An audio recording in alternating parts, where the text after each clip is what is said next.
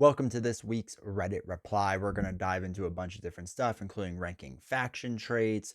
We're going to talk about Nick Fury and some rules questions with preemptive strike in him. Taskmaster is giving some people a rough time. We're going to talk about other things as well that's going to be reserved just for my YouTube members and my patrons over on Patreon. So if you want to get an extra extended edition version of this video, make sure to join my Patreon or my YouTube membership at the woodworking beginner tier or higher, right? It's $3 a month, super cheap, helps out this channel a ton. You get extended versions of this video, some of the gameplay footage, some other random stuff as well. So everyone that's done that, I greatly appreciate it. Thank you all for the support. Let's go check out Reddit. All right, first one, what's your ranking of the faction traits? And they listed them or theirs. And so I'm going to go by like fun, not by what I think is the strongest, but what I enjoy. So Avengers is their last, Shield, then Guardians, then Web Warrior, then X-Men, then X-Force, and then Champions. So for me, the worst is X-Force. Except for Domino, I don't really enjoy what they're like trying to do there. Like Psylocke isn't bad. Angel's okay. I already forgot the other ones. Oh, Deadpool is just terrible. X-23 I like. So I guess I like two, right? I like X-23 and Domino. So X-Force is probably the lowest for me. I feel like Avengers goes down a bit just because I've played so much Avengers that's lower. I guess let's let's start with my favorite. My absolute favorite is probably the Web Warrior, right? If you know me, I'm a huge Web Warrior fan. And I love Spider-Man related anything. So that's gonna be number one. I like the Guardians a lot. I think they're really fun. I think their kits can be really fun and interesting. So that's up there. Um, then after that, actually, Avengers might be up there now that I think about it. Because Shield is gonna be near the bottom. X-Men is kind of in the middle, and I think that's more of because like it's so recent and new that I'm just kind of tired of the X-Men at this point. So it's not that like I'm against them, but yeah. So Avengers would be okay. So Web Warrior, oh yeah, Champions. Champions are fun and interesting. So Web Warrior, Guardians, Champions, Avengers are probably like the top four, maybe in that order. Maybe switch around a little bit. Then X-Men, then Shield, probably. Um, and then X-Force like down at the very bottom, I would say. Plus, like X-Force, I feel like doesn't have any really interesting builds. That's the other thing. Like a lot of these factions will have some interesting things you can do. I feel like X-Force doesn't. So many of the kits, with the exception of X-23, just rely around like their little hook and not being a part of like the X-Force universe, right? Like I love Domino, but she's trying to do her own thing. Like X-Force doesn't matter. Cable is kind of the same, right? Angel is kind of the same. Deadpool is the same. Like they don't really care about X-Force stuff. So yeah, I don't know. Not a big fan of that one. All right, so next we have Nick Fury and Preemptive Strike. Now, they say, as per the newish Nick Fury hero stealth suit upgrade, it states when an enemy would attack you, it schemes instead. Combine that with multiplayer. Combine that in multiplayer with Preemptive Strike, which is the hero interrupt defense. When a boost card is turned face up, the villain attacks. Cancel all boost icons on that card, then deal 1 damage to the villain for each icon. So how does this interaction work? So it interacts because they are never going to attack, so preemptive strike's never going to happen, right? So Nick Fury states that when an enemy would attack you, it schemes instead. So it's not going to attack you. So the attack never happened. They're going to scheme. With the hero interrupt with preemptive strikes is when a boost card is turned face up while the villain attacks. Well, the villain never attacked, right? So they just can't work together in any way. So that's how that would work. I know some of this stuff gets confusing because people will just see like force interrupt and just be like, well, what happens? And like they meant to attack. What? Nah, it's not really about what they meant to do. It's what they did do. So yeah. So preemptive strike would not work with Nick Fury unless he's on his like aggression side or whatever it is, his attack side. And then they would attack and then it would work then just fine. All right, next we have Symbiote expansion. So this would likely never happen, but it'd be cool. I just want Eddie Brock's Venom in the game. Heroes to be Eddie Brock, Toxin, or any symbiote really. Villains, they want Carlton Drake of one of the Venom's offspring, Jack O'Lantern. He's Agent Venom villain, but we get a Flash in the early game, so why not? Carnage, I would like Carnage a lot. So I would say never with this game. I think there's certain things they can do that can still like print money, right? Like I think Daredevil will help them print money. Fantastic Four, whenever they do that, will help them print money. Spider stuff, right? There's still a ton with Eddie Brock. There's still a ton with Carnage, right? There's all sorts of Spider-Man heroes still that they can go through. There's Black Cat heroes. There's so much to do there still. Like I know a lot of people talk about X-Men. There's a lot to do with X-Men, and that's true. There is a lot to do. I think there's equally, if not more, to do with the Spider-Man universe, right? There's so much to be done there. So I think that's an ace up their sleeve they can kind of hold on to, and not worry about yet, right? Like I do think we've talked about this before of just like why would they have a shield wave here? And there's a lot of thoughts and opinions on it. But I do think it's important to like space out some of your heavy hitters. Like I know people are desperately want like Daredevil and whatnot to come out, and I hope it will soon for those people.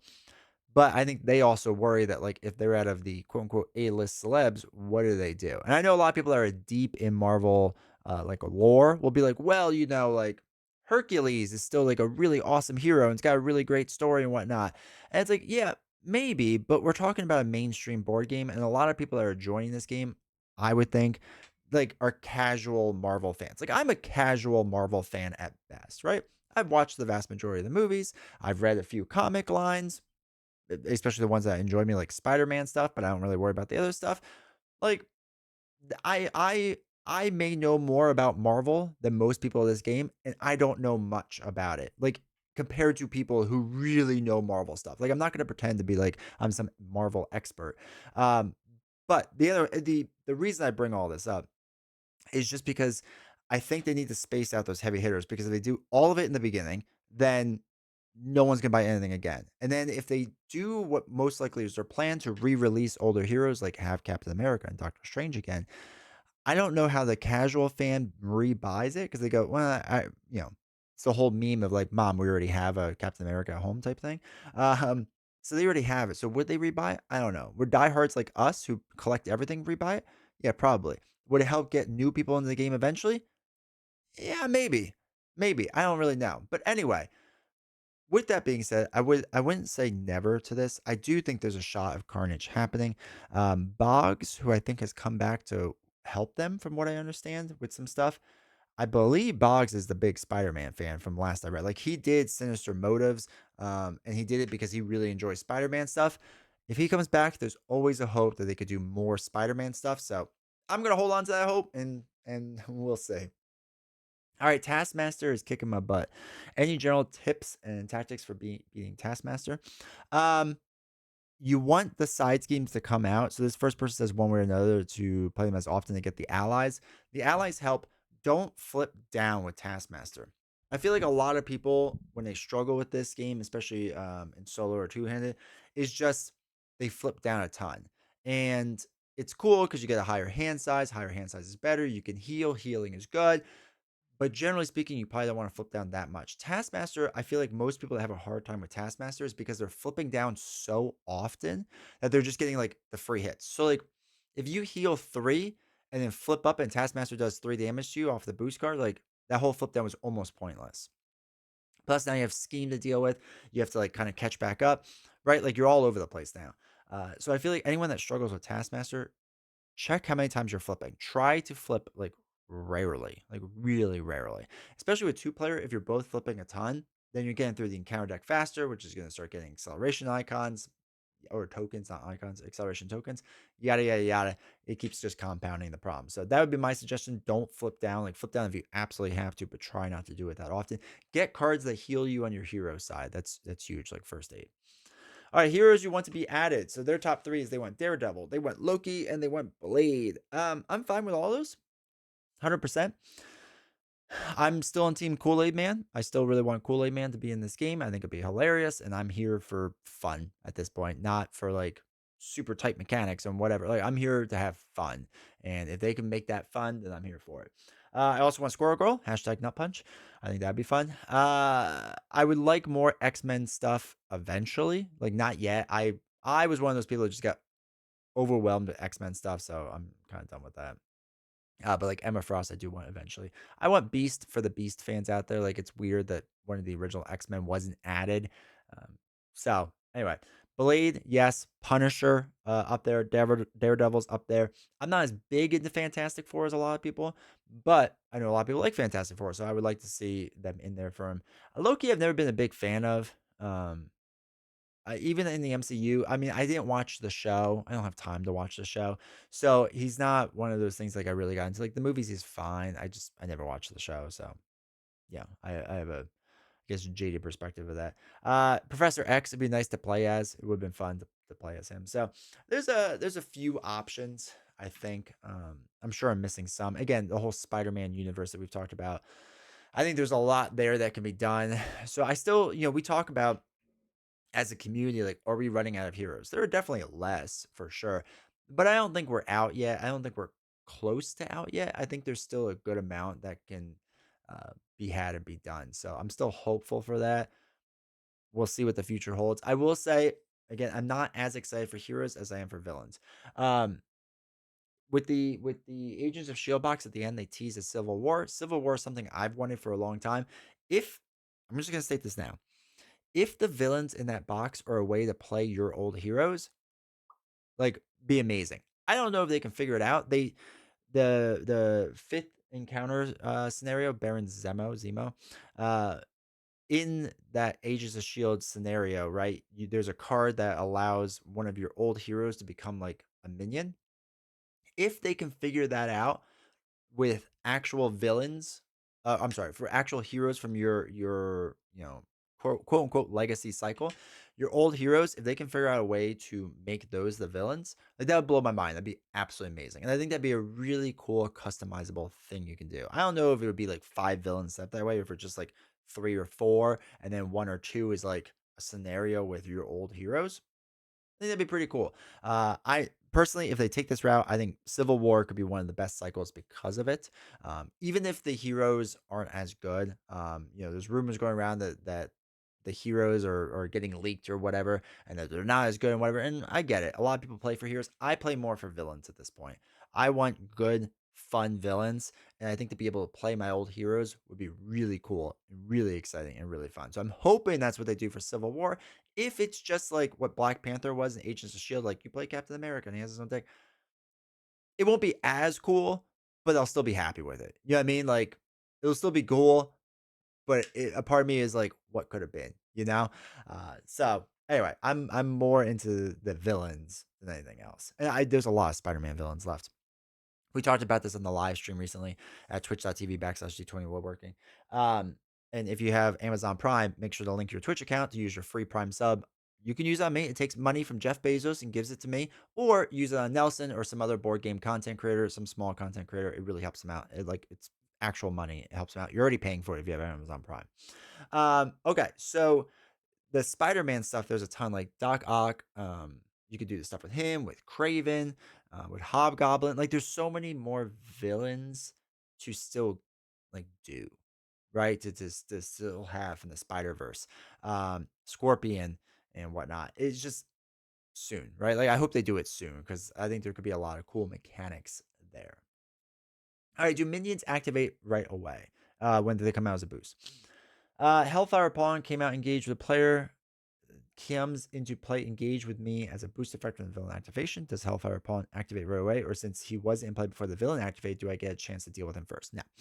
So if he comes out as a boost card, right? So first, the rules state you do the villain activation first, then the minion. So you finish the villain.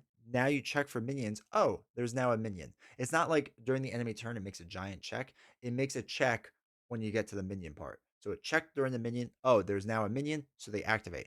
Also, important to note, if that minion comes in with quick strike, you're going to get hit with a quick strike, and then they're going to hit you again for their normal turn activation. It's really annoying. It really stinks.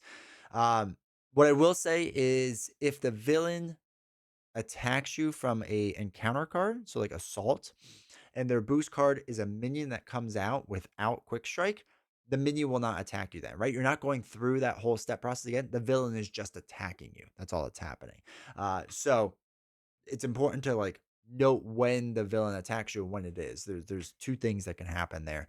So if it's during a normal villain step, like normal villain sequence, the minion will attack. If it's during the encounter card step, and they come out as a boost card from the encounter card being like assault or something, then no, they wouldn't attack you. I know it's a little confusing, but just pull up in the rulebook the steps in a row and just follow them to a T, and you should be okay. All right, next we have health or recovery. This is the last one we're doing here on YouTube. Just a random question: What do people value more, health or recovery? Maybe a simple question, but I'm not sure which way people lean. I go with recovery. I go back and forth on this.